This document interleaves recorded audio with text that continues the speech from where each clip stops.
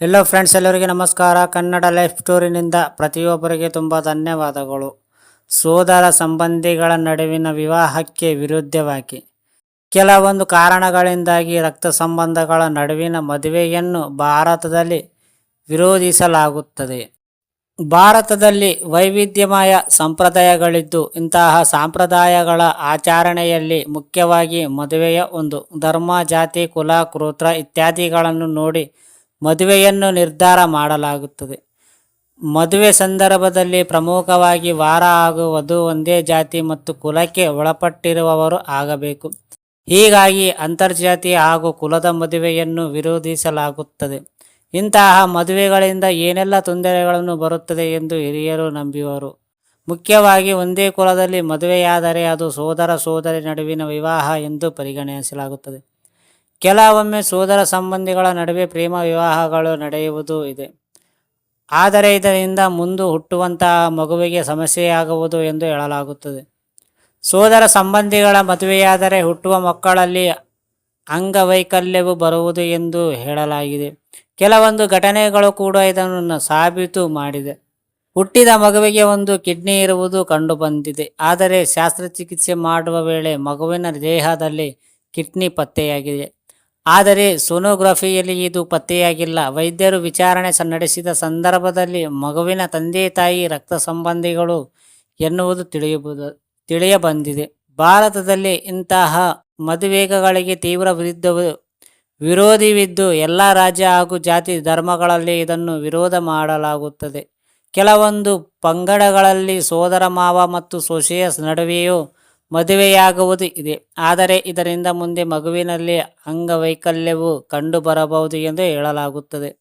ಸೋದರ ಸಂಬಂಧಿಗಳ ಮಧ್ಯೆ ಮದುವೆಯಾದರೆ ಅದರಿಂದ ಹುಟ್ಟುವ ಮಗುವಿನಲ್ಲಿ ಅಂಗವೈಕಲ್ಯದ ಸಮಸ್ಯೆಯು ಹೆಚ್ಚಾಗುವುದು. ಮಹಿಳೆಯು ಯಾವುದೇ ರೀತಿಯಿಂದ ರಕ್ತ ಸಂಬಂಧಿಯಾಗಿದ್ದರೂ ಇಂತಹ ಸಮಸ್ಯೆಗಳು ಬರುವುದು ಎಂದು ವೈದ್ಯರು ಹೇಳಿದರು. ಜನ್ಮಜಾತ ವಿರೂಪಗಳು. ಸೋದರ ಸಂಬಂಧಿಗಳ ಮಧ್ಯೆ ವಿವಾಹವೇರ್ಪಟ್ಟರೆ ಅದರಿಂದ ಜನ್ಮಜಾತ ವಿರೂಪಗಳು ಮಕ್ಕಳಲ್ಲಿ ಕಾಣಿಸಿಕೊಳ್ಳುವ ಸಾಧ್ಯತೆಯೂ ಇರುವುದು. ಹೃದಯದ ಸಮಸ್ಯೆ, ಸೀಳು ತುಟಿಗಳು ಮತ್ತು ಒಸಡು, ಹೈಡ್ರೋಸಿಫಿಲಸ್ ಮತ್ತು ಪೋಸ್ಟಿಕ್ಸಿಯಲ್ ಹ್ಯಾಂಡ್ ಪ್ಯಾಲಿಡ್ಯಾಕ್ಟಿಲಿ ಸಮಸ್ಯೆಯು ಸಾಮಾನ್ಯವಾಗಿರುವುದು. ಮಾನಸಿಕ ಅಸ್ವಸ್ಥತೆ.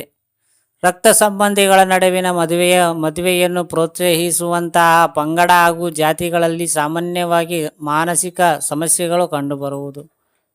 ಹುಟ್ಟುವ ಮಕ್ಕಳಲ್ಲಿ ಸಾಮಾನ್ಯವಾಗಿ ತೀವ್ರ ರೀತಿಯ ಮನಸ್ಥಿತಿ ಬದಲಾವಣೆ ಮತ್ತು ಹಿಂಸಾ ಪ್ರವೃತ್ತಿಯ ಕಂಡುಬರುವುದು.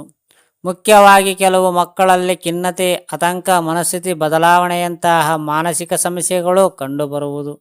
ಆಟೋಸೋಮಲ್ ರಿಸೆಸಿವ್ ರೋಗಗಳು.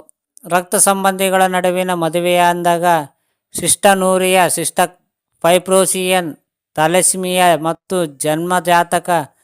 ಜನ್ಮಜಾತ ಹೆಪಾಟಿಕ್ ಫೈಬ್ರೋಸಿಸ್ ಕಾಯಿಲೆಗಳು ಬರುವುದು. ಬುದ್ಧಿಮಾಂದ್ಯತೆ ಮತ್ತು ಅರಿವಿನ ವೈಕಲ್ಯ. ಹೆಚ್ಚಾಗಿ ರಕ್ತ ಸಂಬಂಧಿಗಳ ಮದುವೆಯಾದ ಸಂದರ್ಭದಲ್ಲಿ ಅವರಿಗೆ ಹುಟ್ಟುವಂತಹ ಮಕ್ಕಳು ಬುದ್ಧಿಮಾಂದ್ಯತೆ ಮತ್ತು ಅರಿವಿನ ವೈಕಲ್ಯ ಹೊಂದಿರುವವರು. ಆರೋಗ್ಯ ದೃಷ್ಟಿಯಿಂದಾಗಿ ರಕ್ತ ಸಂಬಂಧಗಳ ನಡುವಿನ ಮದುವೆಗೆ ವಿರೋಧ ವ್ಯಕ್ತಪಡಿಸಲಾಗಿದೆ.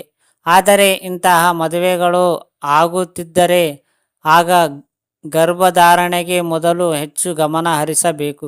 ಯಾವುದೇ ಕೌಟುಂಬಿಕ ಅನಾರೋಗ್ಯ ಹಿನ್ನೆಲೆಗಳು ಇದ್ದರೆ ಆಗ ಇದರ ಬಗ್ಗೆ ಎಚ್ಚರಿಕೆ ವಹಿಸಬೇಕು. ಫ್ರೆಂಡ್ಸ್, ಹೇಗಿದೆ ಸ್ಟೋರಿ? ಈ ಸ್ಟೋರಿ ಕೇಳಿದ ಪ್ರತಿಯೊಬ್ಬರಿಗೆ ತುಂಬ ಧನ್ಯವಾದಗಳು.